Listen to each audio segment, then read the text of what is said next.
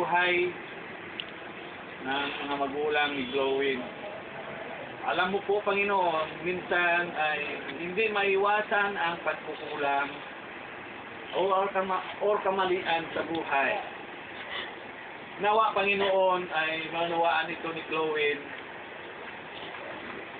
Kung nandiyan siya ngayon sa iyong presensya, Panginoon, we pray na mapapatawad ni Glowin ang mga pagkukulang ng kanyang mga magulang sa buhay niya. At mapapatawad din ng sarili, bawat sarili nila.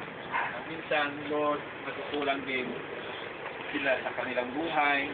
Kaya, Panginoon, palakasin mo sila sa mga damdamin nila, Panginoon. Nawa, Lord, ay makarecover sila, restore sila. Panalangin namin, Panginoon, na bigyan mo po sila ng another hope na maituwid ang mga kakulangan na nangyari sa buhay ng bawat isa sa kanila, Panginoon. At nawa, Panginoon, ito ay magsilbing aral sa ibang pang mga pamilya.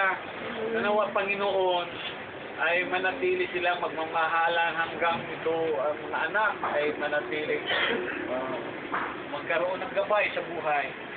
Kaya, Panginoon, we do pray na your comfort will be upon them and upon the relatives, Lord. Sa mga loved ones is growing, lalo na sa kanyang mga magulang. May your strength be given to them, and may your comfort and love, Lord, will surround their lives, O God, to restore them again, to move on, O God, to what has happened to their son.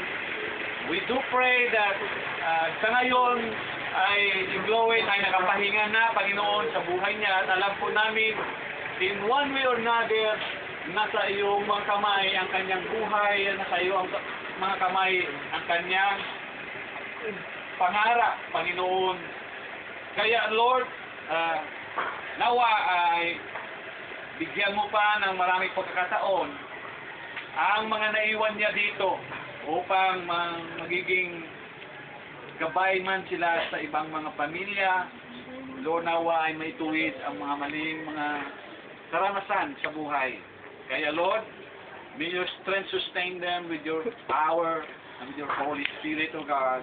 Ang aming pinapanalangin sa oras na ito, Panginoon, na nawa ay tugunan mo ang kanilang mga pangangailangan sa pera, pangangailangan sa mga material na bagay, at lalo na sa pangangailangan sa kanilang emotional na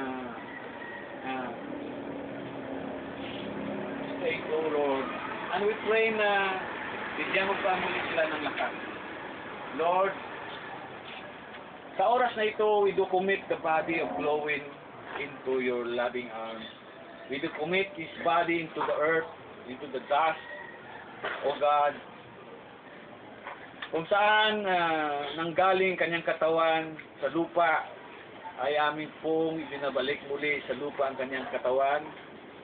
At inaasahan namin po, Panginoon, na ang kanyang katawan na inahanda mo para sa kanya sa muling pagkabuhay ay ibibigay mo sa kanya, Panginoon. Tulad po sa amin na nagtitiwala sa iyo. Nawa, Panginoon, sa buhay ni Glowin ay magsilbi itong aral sa amin lahat.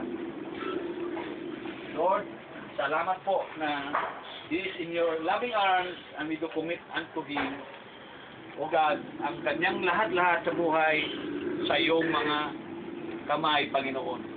Lord, salamat po. And this we all pray and give thanks through the name of our Lord Jesus Christ. Amen. Okay. So, on the last viewing, kailangan na hindi na kayo tumingin bago tayo proceed sa anong oras na?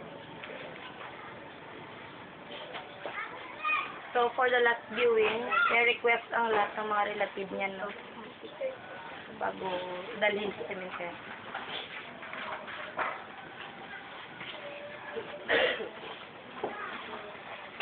Nandiyan na lang. Wala pa eh. Hindi. Kaya muna na itong kagtuan to si ano, yung dapat kagtuan na to subong eh.